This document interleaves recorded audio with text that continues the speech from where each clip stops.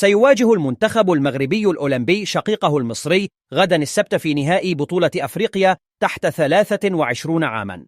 ستقام المباراة على ملعب مولاي عبد الله بالرباط، ومع ذلك يواجه المدرب عصام الشرعي مشكلة في خط الدفاع الذي يعاني من الارتباك.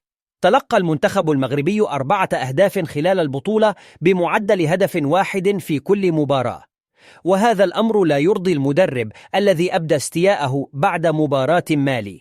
يظهر ارتباك الشرعي في خط الدفاع من خلال التغييرات التي يجريها في هذا المركز في المباريات، فقد أشرك رضوان حلحال في مباراة غينيا وأيمن الوافي في مواجهة غانا، بالإضافة إلى شادي رياض في مباراتي الكونغو ومالي.